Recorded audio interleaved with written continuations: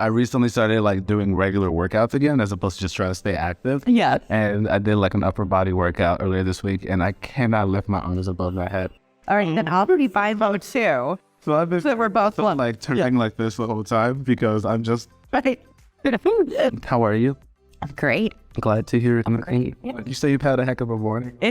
Listen, my job is unpredictable, but I've had 2 coffees, so I'm good to go. And both of us are coffee fiends. That's the first way that we bonded. That's true. Okay, so I feel like we should introduce ourselves. So I'm Seth.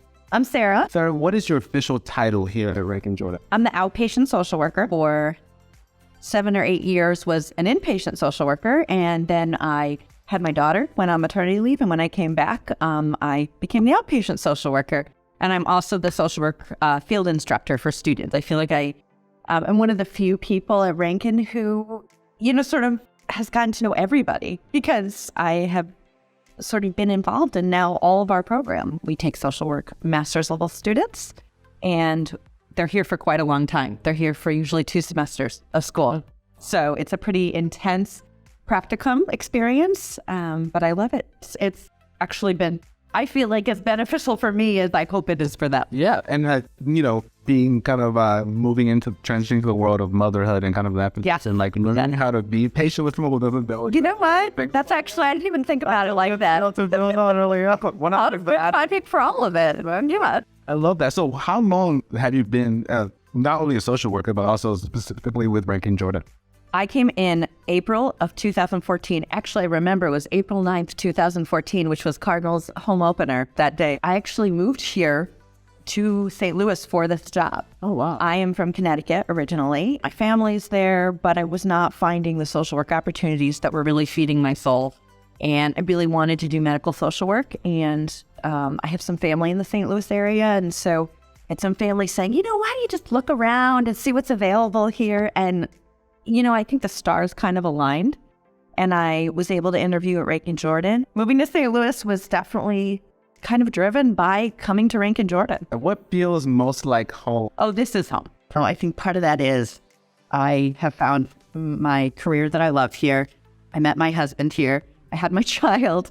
And while I cherish the family and friends that I have in Connecticut who are always my community and still close to my heart, I think this is home now. Well, I literally moved halfway across the country for Ranken, Jordan. On behalf of St. Louis, I didn't have a proper welcome yet. Welcome. Thank you. Thank you. Hang out a while. Okay. I think so. What's a normal day for you, in this position? So any social worker will tell you there is no such thing as a normal day. Our job is this is going to sound very, very general, but it's to help people. I work with the therapy outpatients and the clinic patients. So we have 3 amazing clinics here. We have 2 physiatry clinics and a GI clinic, and I love being involved with all of it. I am consulted by those doctors in the clinic and by the outpatient therapists, and whatever they need, whatever kind of support their families need, that's what I try to do. Educational resources, with financial resources, with emotional support, but really connecting them to what's available in their community. So much of my job is teaching the parents or caregivers how to advocate for their children and how to advocate for themselves. I can help, but ultimately it's kind of giving them the tools to be able to do it on their own. Maybe temporarily we can put a Band-Aid on something, but really long term, it's about empowering these caregivers to be able to utilize what's available to them in their communities, in their homes, etc., and being able to use those tools to be successful. Yeah, you can always do everything on the inpatient end, or like at the hospital. You can kind of have these conversations with the checkups. But if the person goes home and doesn't apply these in their day-to-day lives and learn how to take ownership of their own health, then you've kind of lost the battle in that regard. And I think that's the mission, ideally, of healthcare as a whole. Yeah. Or it should be.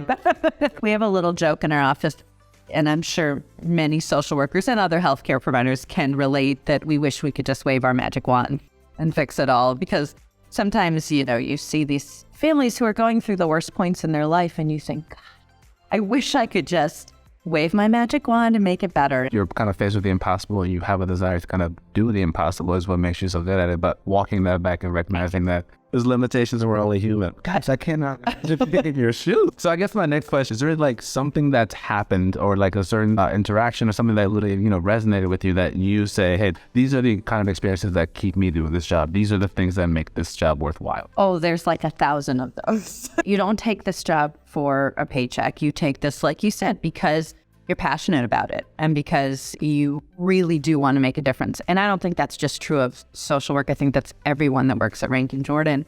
That's why we're here. And it's such a unique environment. And, we have the potential for such great change. The thing that I love so much here is our team. Every day I interact with the medical team. I interact with therapists. I interact with psychologists. I interact with development and finance. I feel like I am part of this gigantic care team. As much as I try to impart, what I know and the skills that I have, I'm learning right along with them. And that's, I think, a special opportunity to work in a place where you do have that opportunity to grow constantly. There's wonderful things, a million wonderful things I could say about Ranken Jordan, but I love my team. I love the people who work here and the people who show me their passion for what they do every day. It's an inherently collaborative space, and you've seen the inner workings, and I'm sure that informs how you approach these problems. Absolutely. Broader. Absolutely. I have people here who I can pull aside and be like, I need to know more, and they will help me be better. And I think that's our responsibility to each other, right? Is that we help each other be better. My dad is a social worker, and I come from a community that's a little bit smaller, and we would be in a restaurant and people would see my dad and they'd know him from his work, and he also worked in healthcare. And they would come up to us and say, this man changed my life. I learned that you can do something that seems so small in the moment and it helps set people on the right course. So in my life, I had medical emergencies, trauma. I had things that drove me to want to be in this particular setting. And that helped me look at a family and say, wow, they are in the worst moment of their lives right now. How can I make this better? Even a little bit, even for this moment, is there anything I can do to make this better? And so when I decided to be a social worker, this is going to sound silly, but I really just wanted to make things better. And I think that, especially having had the honor of getting to work closely with back when I was an outpatient. It's a different population, just volume-wise, for sure. I think I've learned too over the years that there are moments where you can add a little humor, and I think people really appreciate that. That's the mark of what makes you, I think, so good at your job, is the fact that I think you have a unique relationship with each person that you encounter, but you also have this nice little constant in like the way that you present yourself, where you meet everyone with the same kind of like compassion, integrity, and like levity and like joy. Nothing more disarming than a laugh, and also nothing makes the heart happier than food. Love for her. She is one of the most amazing bakers. Speaking after having rigorously tested all the things that she's baked, I speak without a doubt that it is in fact as good as they say. Cookies. So that is my specialty. The type of work that we do here, it's heavy. There's a lot of trauma that families are bringing into this place. There's a lot of like experiences. As you mentioned, people come from the worst moments in their lives, and I think that like when they walk through these doors into this hospital, we get faced with a unique position to be able to say, how can we recognize and acknowledge that, but also bring it into a place where it's a little bit easier to deal with. A joke here and there, a cookie here. That's right. That's right. So having had one of those days, and you definitely made it better. Thank you. Thank you for all that you do. Well, thank you. The last question is, what is something that you wish that like people had a better idea of when it comes to social work? There's a million different places that you can be a social worker, but I think at the heart of social work, and again, I think I said this before, we really just want to help. Whatever that looks like in your field might be a little different, but it comes from the same root that we want to create positive change and we want to help. And I always think that word is so broad, but it's the best word to use because that's why we get into this field. Every morning we wake up and we have a choice to make. And I would implore people to choose to be kind. If you choose kindness every day, if you choose to be patient, if you choose to recognize that there might be more going on there than meets the eye, I think you're going to be much more successful. You're going to have a richer, more full life with better relationships. So that's what I would implore of people, is to choose kindness and choose to be brave enough to give people a chance. So well said. I'm not going to follow up with anything. Let that stay with resume. Sarah, thank you so much for your vulnerability and your honesty, but also your insight. And thank you for your time.